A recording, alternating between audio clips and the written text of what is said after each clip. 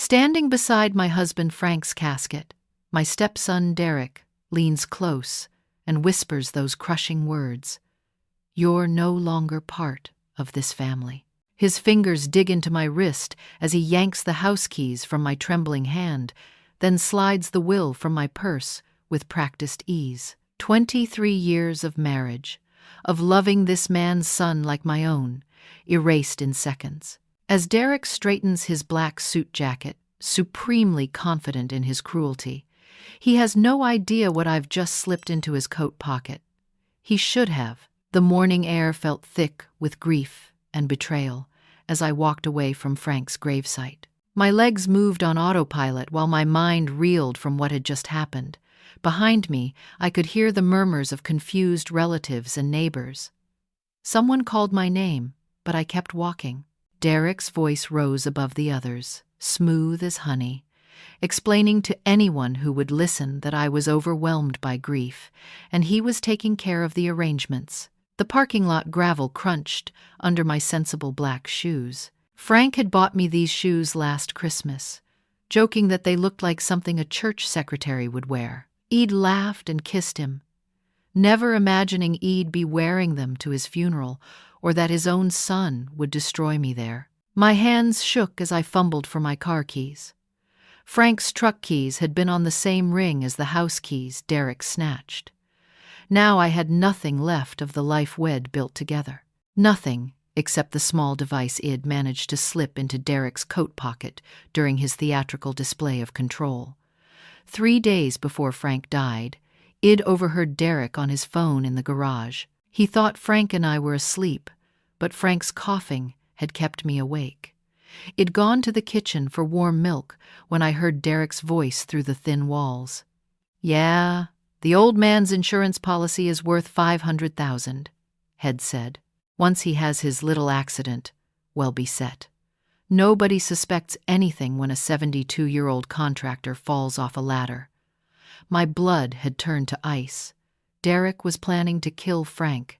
Id stood there in my nightgown, gripping the kitchen counter, trying to process what Id heard. My stepson, the boy Id raised from age 12, was plotting murder. The next morning, Id driven to Radio Shack and bought the smallest voice-activated recording device they had. The salesman, a kid with purple hair, had shown me how it worked with an app on my phone. "It's got a range of, like 50 feet, Head said. "Perfect for keeping tabs on cheating boyfriends or whatever." Id planned to confront Frank with what Id overheard, to warn him about Derek's intentions, but Frank had collapsed at work that very afternoon. By the time the ambulance brought him to the hospital, he was unconscious. He never woke up. The doctors said it was sudden organ failure. His kidneys, liver, everything just shut down at once. "Sometimes it happens, Doctor," Williams had explained, his voice gentle but puzzled.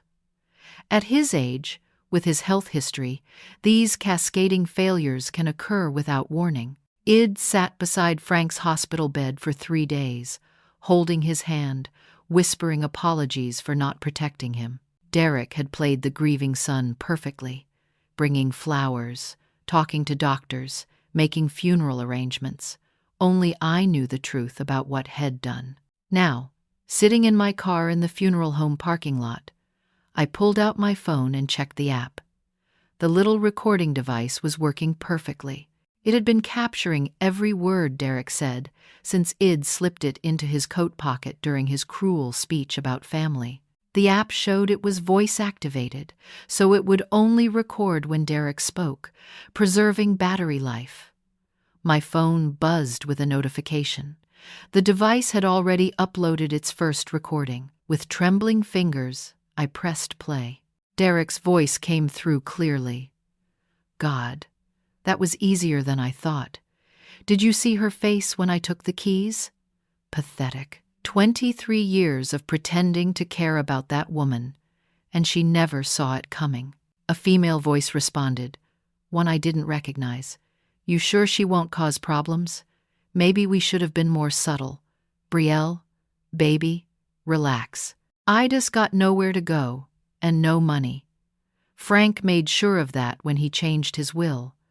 Shell crawl away like the beaten dog she is, and well, never see her again. I turned off the recording, my hands shaking with rage. Derek had a girlfriend I'd never heard of, and they were celebrating Frank's death like it was some kind of victory. The casual cruelty in his voice made me sick. But it also gave me hope. Derek was arrogant enough to think he'd won completely. He had no idea I was recording his every confession, building evidence that would destroy him. The tiny device in his pocket would be his downfall. I started my car and drove toward downtown, toward the budget motel where I'd spend the night. Derek had taken my keys, but he didn't know about the small savings account I'd maintained in my maiden name. Something left over from my first marriage. It wasn't much, but it would keep me alive long enough to gather evidence. As I pulled into the motel parking lot, my phone buzzed again. Another recording. Derek was still talking, still confessing, still thinking he was untouchable. This time, I smiled as I pressed play. The Starlight Motel wasn't much to look at, but the $28 a night was all I could afford. The desk clerk, a middle-aged woman with kind eyes, took pity on me when I explained I was recently widowed. "Room 12 is our quietest," she said, handing me a physical key instead of a card. Away from the highway noise. I spent the first night listening to recordings from Derek's pocket, my laptop open on the scratchy bedspread. What I heard made my stomach turn. Derek and his girlfriend Brielle talked about Frank's death with the detached planning of people discussing grocery shopping. But it was the second day's recordings that shattered my world completely. I still can't believe how perfectly the antifreeze worked. Derek's voice came through my phone speakers. 3 months of putting it in his morning coffee, just a little bit each day. The doctors never suspected poisoning because it mimics organ failure so perfectly. I had to pause the recording. Antifreeze. Derek hadn't pushed Frank off a ladder. Had been slowly poisoning him for months, right under my nose. Every morning when I'd made Frank his coffee, Derek had found ways to add poison to it. Every time Frank complained of stomach pain or fatigue, every doctor's visit where we couldn't find answers, Derek had been killing him slowly. Brielle's voice responded. Using my nursing knowledge was the smart part. Ethylene glycol poisoning looks exactly like natural organ failure, especially in older patients. He actually thanked me for opening his eyes about gold digger stepmothers. "What about the business?" Brielle asked. "I'm liquidating everything, his tools, the truck, even that stupid workshop he loved so much. It's all going on the market this week. By the time anyone realizes what happened, we'll be living in Florida with new identities." My laptop screen blurred with tears. Frank's workshop had been his pride and joy, filled with tools Head collected over 40 years of carpentry work. Head taught Derek to use those tools when Derek was a teenager, patiently showing him how to measure twice and cut once, how to sand wood until it was smooth as silk. Now Derek was going to sell everything, erasing Frank's lifetime of work for quick cash. But there was more. The recordings revealed details that made my grief even sharper. Derek had been planning Frank's murder since his last birthday, when Frank had mentioned updating his will to leave everything to me. Derek had manipulated the conversation, suggesting that I might not have Frank's best interests at heart, planting seeds of doubt about my motives. Remember how I told him about that article I read about stepmothers who poison their older husbands for money? Derek's voice continued. Dad was so paranoid after that. He started watching everything Ida did, made him easy to convince that she couldn't be trusted. The irony was devastating. Derek had accused me of the very crime he was committing, turning Frank against me while he murdered him. Frank had died believing I might be capable of betraying him when Derek was the real killer. I called the motel's front desk and extended my stay for another week, paying in cash. The recordings were revealing more each day, and I needed time to plan my next move. Derek was moving fast to liquidate Frank's assets, but he was also getting careless, confident that Head eliminated every threat. That evening's recording proved his overconfidence. Derek had gone to the house and started going through Frank's papers. I listened to him rifling through drawers, commenting on photographs, making cruel jokes about my belongings. "Look at this garbage," he said, apparently talking to Brielle. 20 years of anniversary gifts and love letters.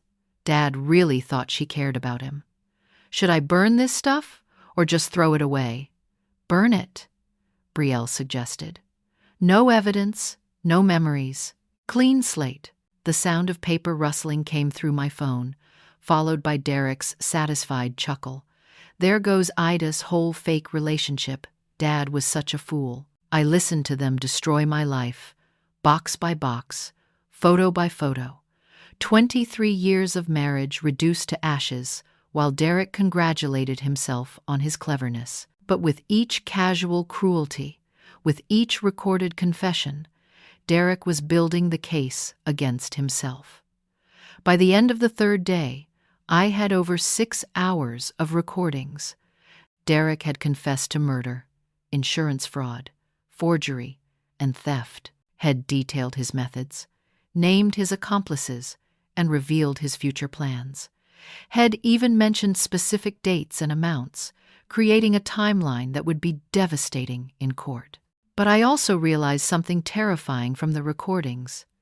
Derek wasn't done. His conversations with Brielle revealed growing paranoia about loose ends, about people who might ask questions. And the biggest loose end was me. I needed more than recordings.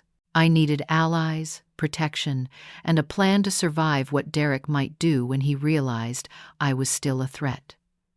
Because the boy Id tried to love like my own son was not just a killer, he was a killer who was beginning to hunt for me. On the 4th day, everything changed. I was eating breakfast at a diner 3 miles from the motel when my phone buzzed with a new recording. Derek's voice was different this time, sharp with anxiety instead of casual confidence. "Brielle, we have a problem. I found Ida's bank statements in Dad's filing cabinet. She's got her own account, something Dad never knew about, $12,000, all in her maiden name.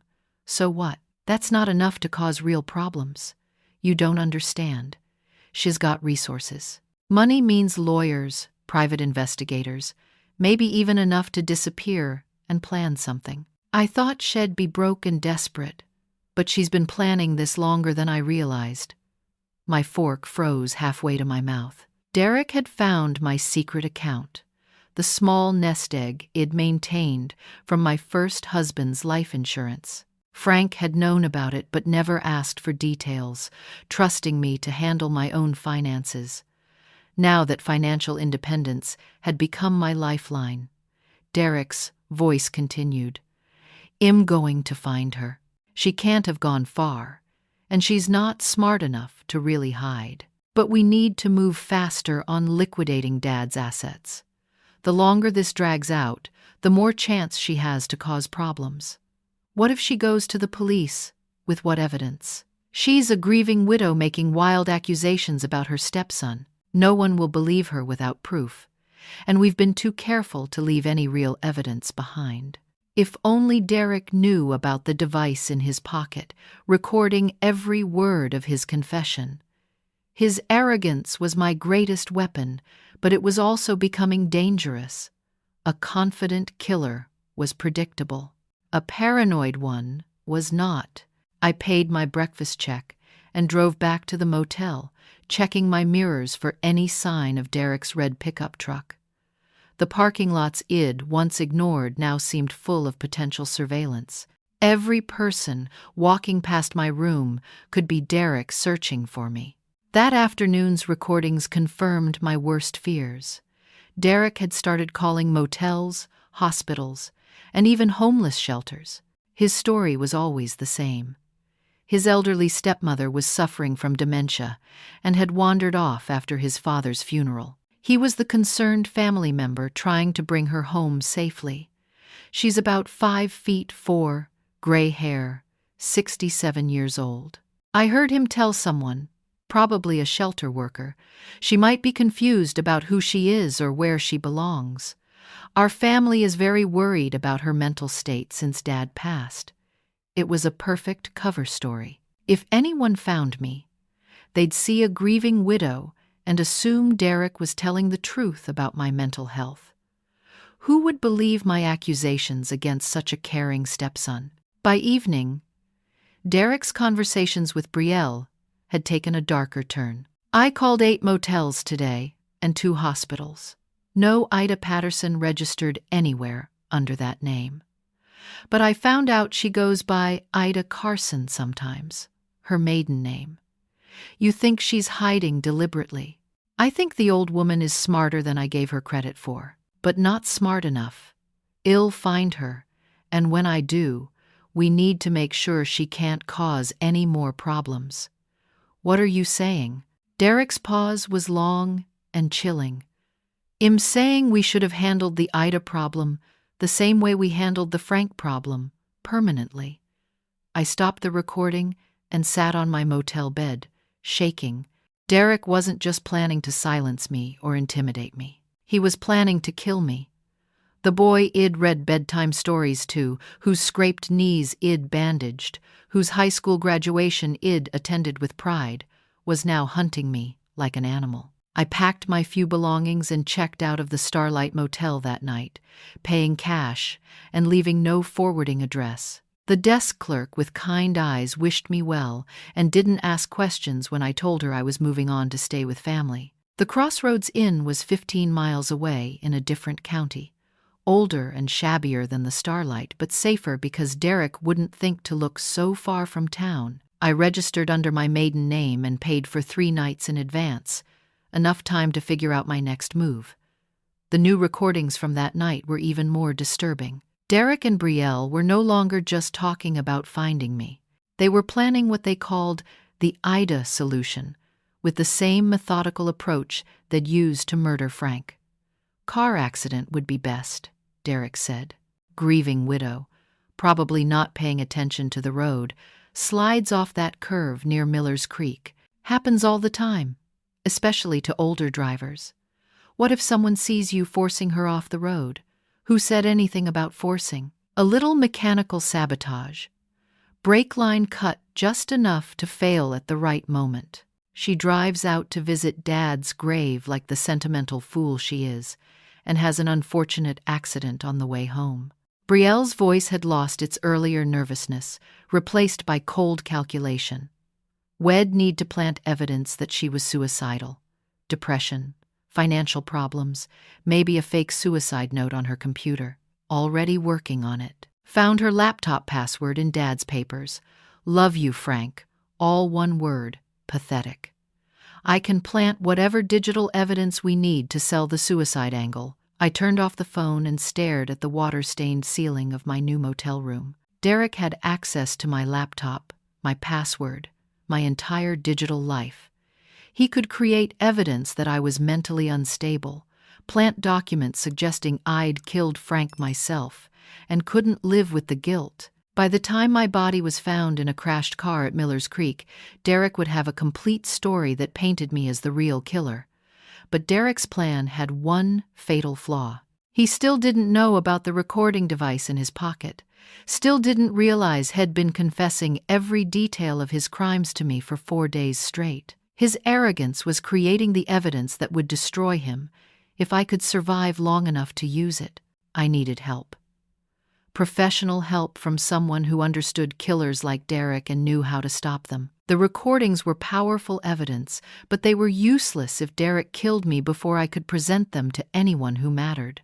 As I lay awake that night, listening to the interstate traffic outside my window, I made a decision.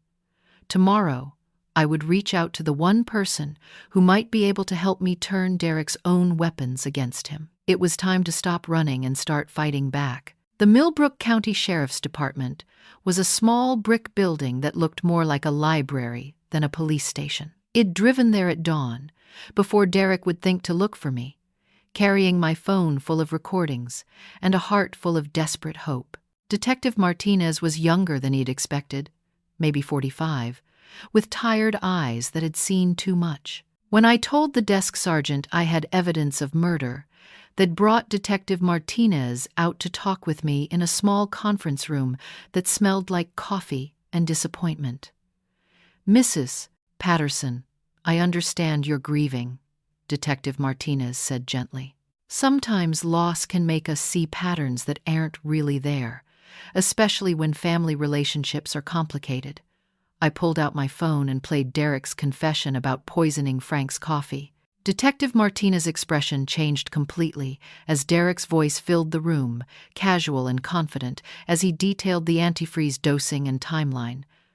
"How did you obtain this recording?" Detective Martinez asked, his voice sharp with professional interest. I explained about the device id planted in Derek's coat pocket, about overhearing his insurance fraud plan before Frank died. Detective Martinez listened without interrupting, taking notes in a careful, practiced handwriting. "Mrs. Patterson, if this recording is authentic, we're looking at premeditated murder. But I need you to know, secretly recording someone can be complicated legally. Well, need to verify these recordings haven't been altered. There's more," I said, and played him Derek's threats about killing me, his plan to stage a car accident, his confession about having inside help with the insurance fraud. "Hello, I'm delighted to assist you with our voice services. Choose a voice that resonates with you, and let's begin our creative audio journey together." Derek was our primary suspect, but he was a minor with no prior record, and we couldn't prove anything. The file contained photographs of Linda Carson, and my heart stopped. She looked exactly like me. Same height, same build, same gray-streaked brown hair. Even the same style of glasses I wore. Derek told investigators his mother had been depressed and drinking heavily. Detective Martinez continued. Said Shed threatened suicide multiple times.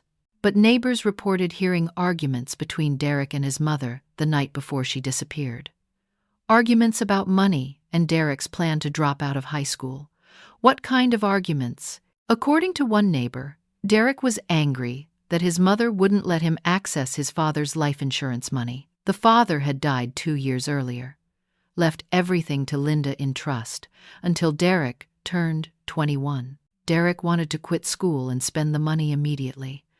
I thought about the recordings, about how Derek had manipulated Frank into changing his will, how Head convinced Frank I was only after money. It was the same pattern, the same method Head used on his mother 21 years ago.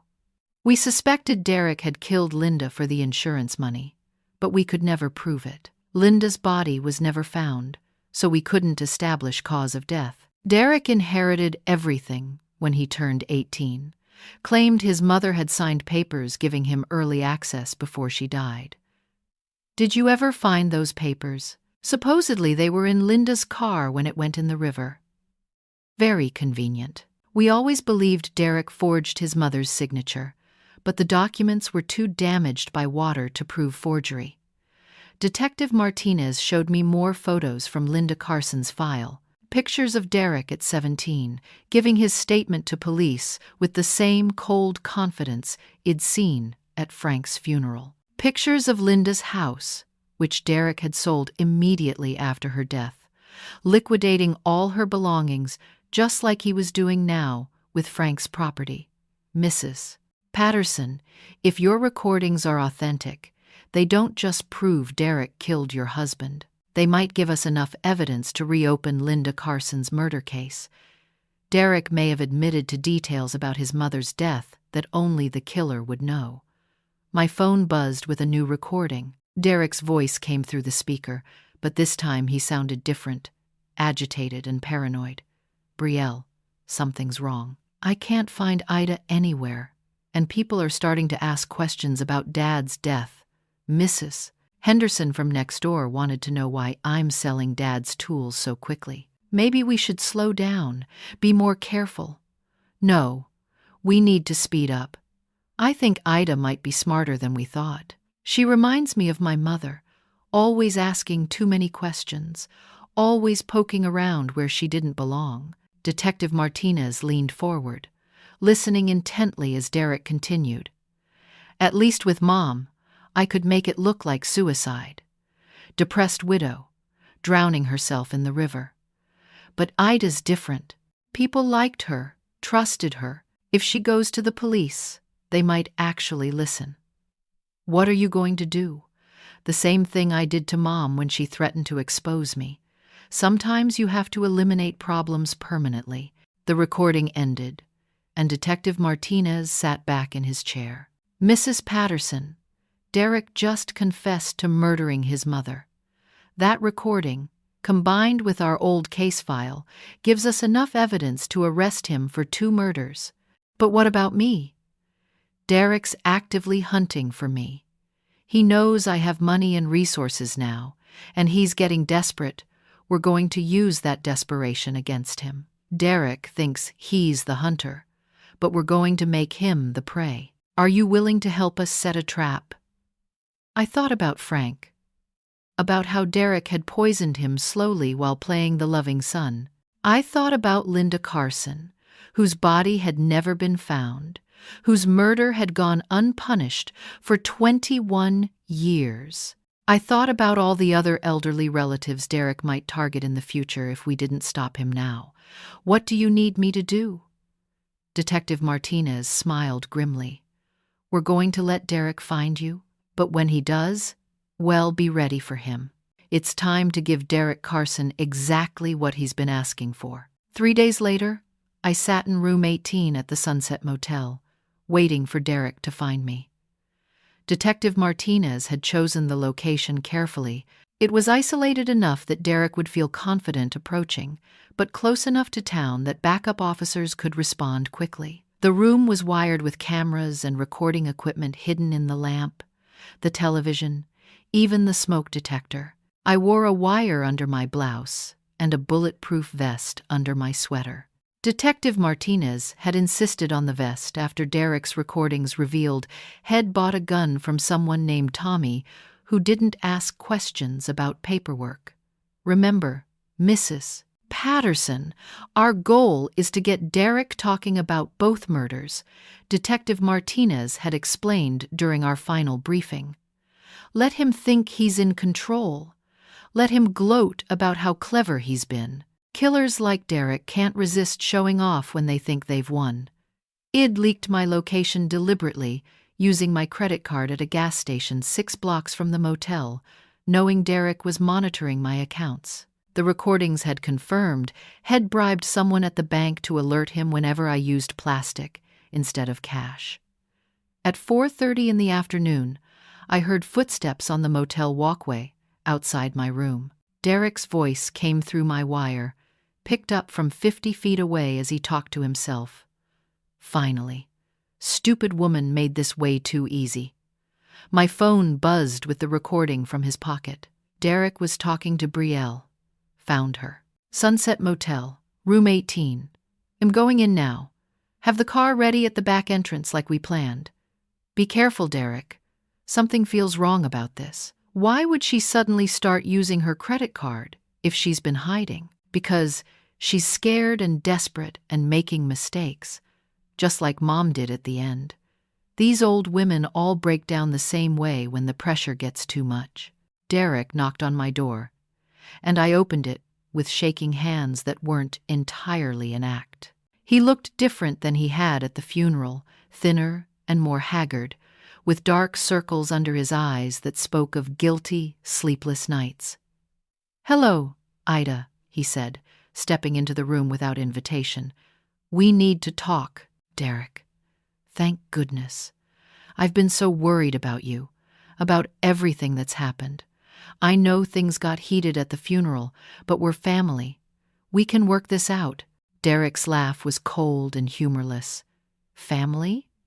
You were never family, Ida. You were just a convenience, someone to take care of Dad's house and cook his meals while I figured out how to get what was rightfully mine." "What do you mean?" "I mean Dad's money, his property.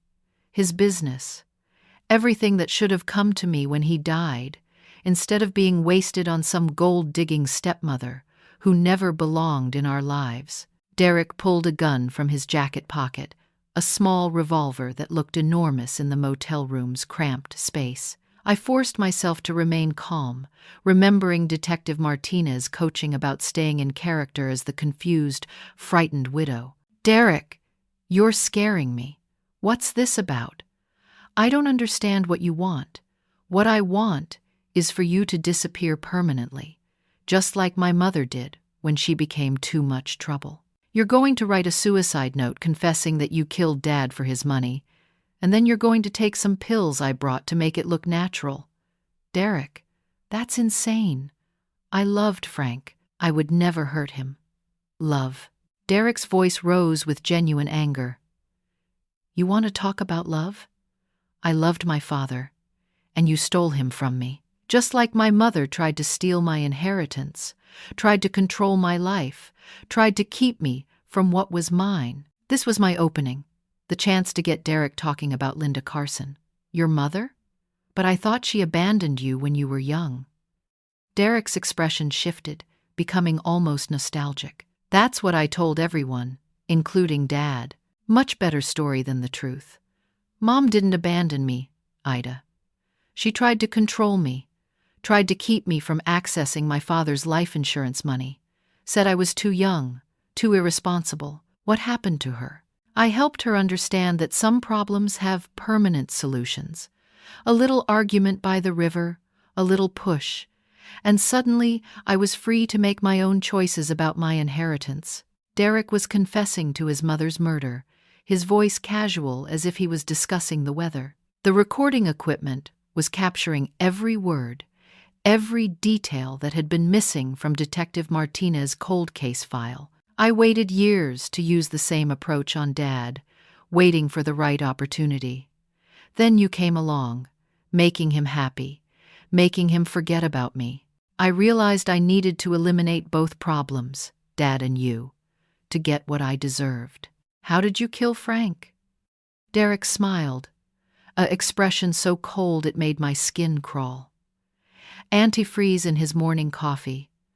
Just a little bit each day for 3 months. My girlfriend Brielle is a nurse. She knew exactly how to make it look like natural organ failure. By the time Dad started showing symptoms, it was too late to test for poisoning. You poisoned him right in front of me, right in front of you, right under your nose, and you never suspected a thing. You even encouraged him to drink more coffee when he started getting sick. You helped me kill him, Ida. Derek was enjoying this, savoring the moment when he could reveal how thoroughly he'd fooled everyone. His arrogance was complete, his confession detailed and damning. "Now it's your turn," Derek said, pointing the gun directly at my chest. "You're going to write that suicide note, and then you're going to join Dad in whatever afterlife you believe in." "Derek, wait. Before you do this, I need to tell you something. You've been very clever, very careful, but you made one mistake." "What mistake?" I reached into my pocket slowly, careful not to make any sudden movements that might startle Derek into shooting. I pulled out the small recording device, the twin to the one still hidden in Derek's coat pocket. "You never noticed what I put in your jacket at the funeral. For 6 days, I've been recording every word you've said, every confession you've made to Brielle, every detail about how you murdered Frank and your mother." Derek's face went white, then red with fury. "You're lying. That's impossible. Check your left jacket pocket, Derek. Right side, inner lining. The device is voice-activated, so it only records when you talk. You've confessed to everything, multiple times, in perfect detail." Derek fumbled for his pocket while keeping the gun trained on me. His fingers found the small device, and his expression collapsed as he realized the truth. 6 days of recorded confessions, Derek. The police have copies of everything. They know about the antifreeze, about Brielle's involvement, about your insurance fraud contact, about Linda Carson's murder 21 years ago. No, this is impossible. I was so careful, so smart." "You were smart about the murders, Derek, but you were stupid about trusting people, just like you trusted me to stay broken and helpless after Frank's funeral." Derek's hand shook as he pointed the gun at me, his composure finally cracking. "It doesn't matter. I'll kill you now, destroy the recordings, and disappear with Brielle. No one can prove anything without your testimony. Actually, Derek, there's one more thing you didn't count on." The motel room door exploded inward as Detective Martinez and 3 other officers rushed in, guns drawn and shouting commands. Derek spun toward them, his gun wavering between targets, and I dove behind the bed as shots rang out. When the noise stopped, Derek was on the floor, alive but wounded. His gun kicked safely away while Detective Martinez cuffed him. Derek's eyes found mine across the room, and for the first time in 6 days, I saw something other than arrogance in his expression. I saw fear. The Millbrook County Courthouse had never seen a case like Derek Carson's. Media trucks lined the street outside, and reporters from 3 states covered the trial that would finally bring justice for Linda Carson's 21-year-old murder and Frank Patterson's recent poisoning. I sat in the front row of the courtroom, wearing the navy blue dress Frank had bought me for our 20th wedding anniversary. Detective Martinez sat beside me, along with Sarah Beth, the victim's rights advocate who'd helped me navigate the legal system's complexities. Derek's trial began 3 months after his arrest.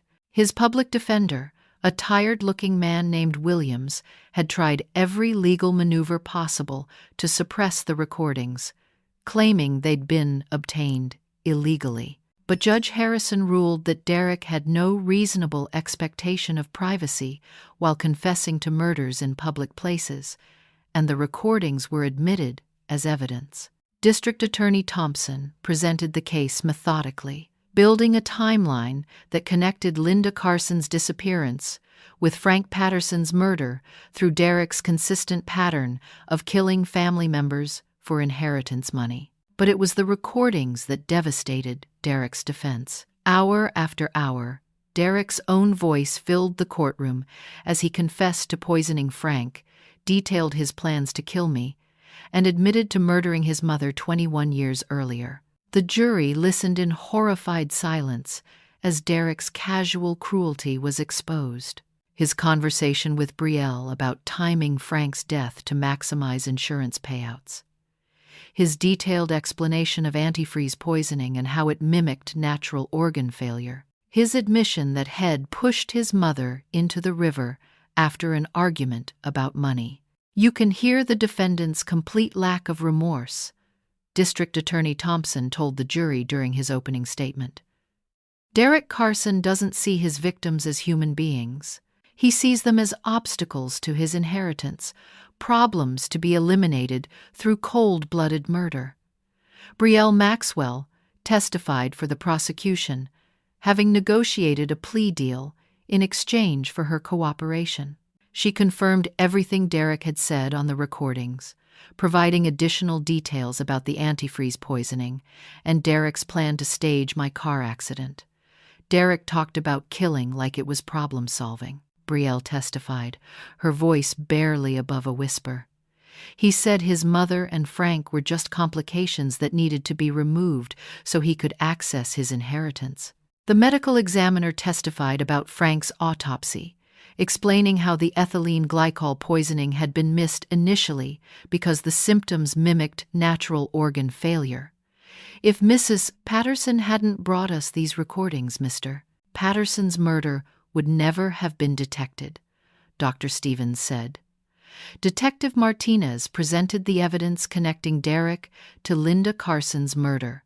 The recordings where Derek described pushing his mother into the river matched physical evidence from the original crime scene that had never been made public. The defendant knew details about Linda Carson's death that only the killer could know. Detective Martinez testified. The specific location where she entered the water, the time of night when it happened, even what she was wearing when she died.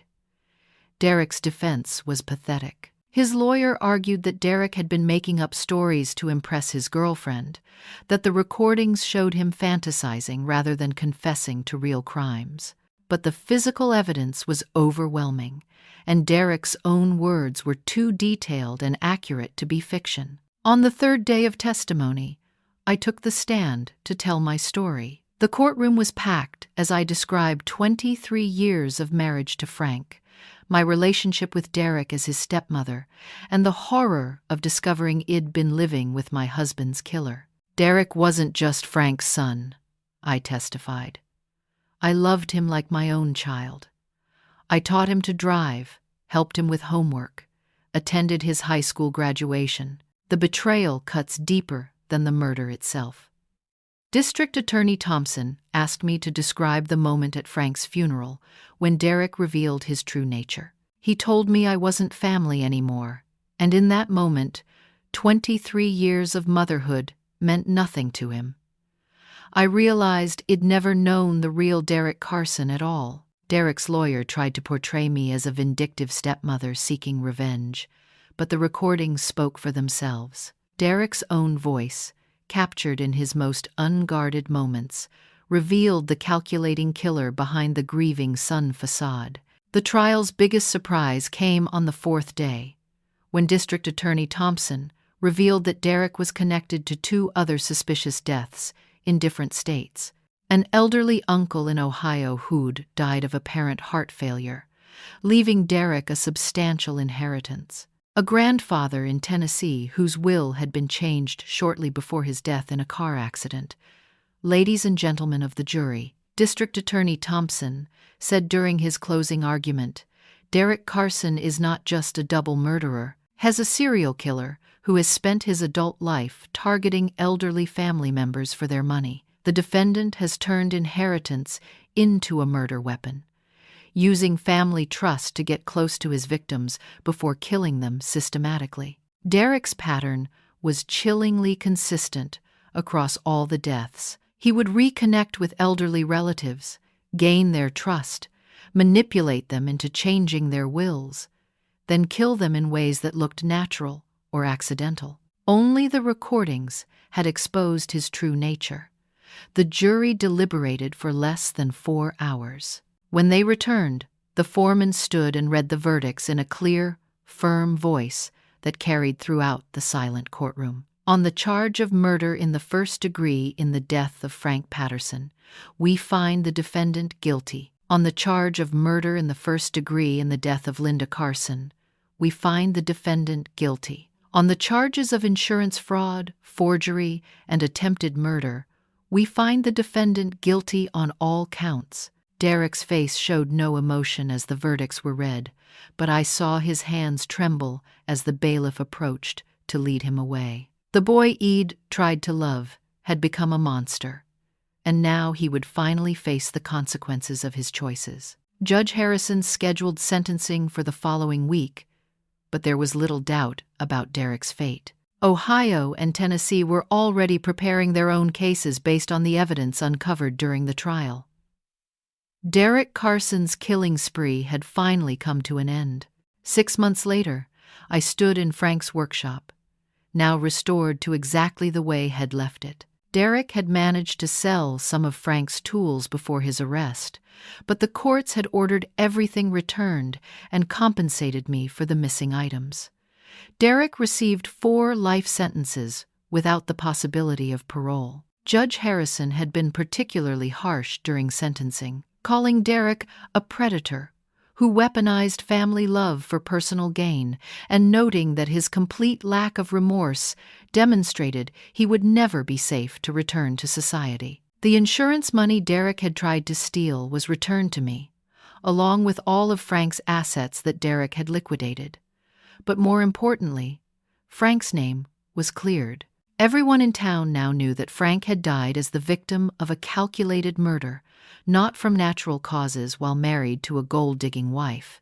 I used the insurance settlement to establish the Frank Patterson Foundation for Elder Protection, a nonprofit organization that helps families identify signs of financial abuse and provides resources for elderly people who suspect family members might be exploiting them. Detective Martinez joined the foundation's board, and we work closely with law enforcement to educate people about inheritance-motivated crimes. Brielle Maxwell received 5 years in prison for her role in Frank's murder. During her sentencing hearing, she apologized to me directly, saying she'd been manipulated by Derek, but accepting responsibility for her choices. I forgave her, not for her sake, but for my own peace of mind. The Foundation's work has been more successful than I ever imagined. We've helped investigate 12 suspicious deaths in our region, resulting in 3 murder convictions and 2 ongoing prosecutions. The warning signs are often subtle but consistent. Sudden changes in wills, family members isolating elderly relatives, rapid liquidation of assets after deaths, and medical symptoms that don't quite fit natural illness patterns. I moved back into the house ID shared with Frank, but I'm not alone there. The Foundation operates from Frank's old office, and we employ 4 full-time counselors who work with families dealing with elder abuse. The house that had been a crime scene became a place of healing and justice. 6 months after Derek's conviction, Detective Martinez called with news that brought tears to my eyes. Linda Carson's body had been found in a different part of the river, 8 miles downstream from where Derek said had pushed her. After 21 years, Linda could finally be properly buried, and her family could have closure. I attended Linda Carson's funeral, standing beside her sister Margaret, who thanked me for giving Linda's murder a voice after so many years of silence. Looking at Linda's photograph, I was struck again by how much we resembled each other. Derek had chosen his victims carefully, targeting women who reminded him of the mother head killed for money. The hardest part of healing has been accepting that I'd lived with a killer for over 20 years without recognizing his true nature. Derek had been charming, helpful, and seemingly devoted to Frank. His mask had been perfect, his performance flawless. I've had to forgive myself for not seeing through his deception, because predators like Derek are skilled at hiding their true selves. But I've also learned that love and trust aren't weaknesses, even when they're betrayed. The 23 years I spent loving Frank were real and meaningful, regardless of how they ended. The care I showed Derek as his stepmother came from a genuine place, even though he didn't deserve it.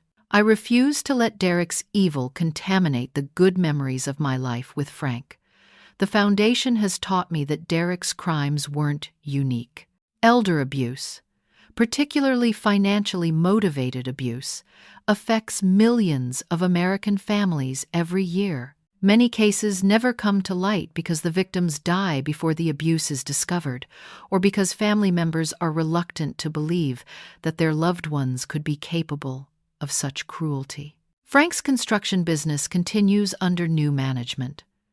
I kept the company running as a tribute to his memory, employing honest workers and treating them with the same respect Frank always showed his employees. The business has become profitable again, and we donate a portion of our proceeds to the Foundation's work. Derek has written me several letters from prison, which I've never opened. Some people think I should read them, that they might contain apologies or explanations that could bring closure. But I don't need Derek's words to heal. His actions spoke clearly enough about who he really was, and I've chosen to focus on the future rather than relitigating the past. The most important lesson I've learned is that justice sometimes comes slowly, but it does come for those who persist in seeking it. If I'd given up after Derek took my keys at Frank's funeral, if I'd accepted his cruelty as the final word on my life, then Frank's murder would have gone unpunished, and Derek would have killed again. But I also learned that courage doesn't mean not being afraid. I was terrified every day during those weeks of gathering evidence, afraid that Derek would find me before I could expose him. Courage meant acting in spite of that fear, choosing to fight back even when the odds seemed impossible. Sometimes people ask me how I found the strength to take on Derek when everyone else believed his lies. The answer is simple. Frank taught me to measure twice and cut once, to plan carefully before taking action, and to never accept shoddy workmanship. I applied those same principles to building the case against Derek, treating the investigation like a construction project that had to be done right the first time. The Foundation's motto, displayed in Frank's workshop where we hold our support group meetings, comes from something Frank used to say about his carpentry work. Good craftsmanship lasts generations, but shortcuts always come back to haunt you. Derek took shortcuts with murder, thinking his charm and arrogance would protect him from consequences. But the truth has a way of revealing itself when people are patient and persistent enough to uncover it. Today, I'm 68 years old, and I've found a purpose I never expected. Every family we help, every case of elder abuse we expose, every killer we help bring to justice is a victory for Frank's memory and a blow against the Derek Carsons of the world who think love and trust make people vulnerable. I want to leave you with this question. Have you noticed warning signs in your own family that someone might be taking advantage of an elderly relative? The signs can be subtle, but the consequences are devastating. Please share your thoughts in the comments below. And if this story opened your eyes to the reality of elder abuse, I encourage you to like this video to help spread awareness. Don't forget to subscribe for more stories about triumph over betrayal, and share this video with family members who might benefit from learning about these warning signs. Together, we can protect our elderly loved ones and ensure that predators like Derek Carson face the justice they deserve. Thank you for listening to my story. And remember, family is defined by love and loyalty, not blood. The people who truly care about you will show it through their actions, not just their words. Trust that instinct when something feels wrong, because your intuition might be the only thing standing between a vulnerable person and someone who wishes them harm. Stay safe, stay vigilant, and never let anyone convince you that seeking justice makes you the villain in your own story.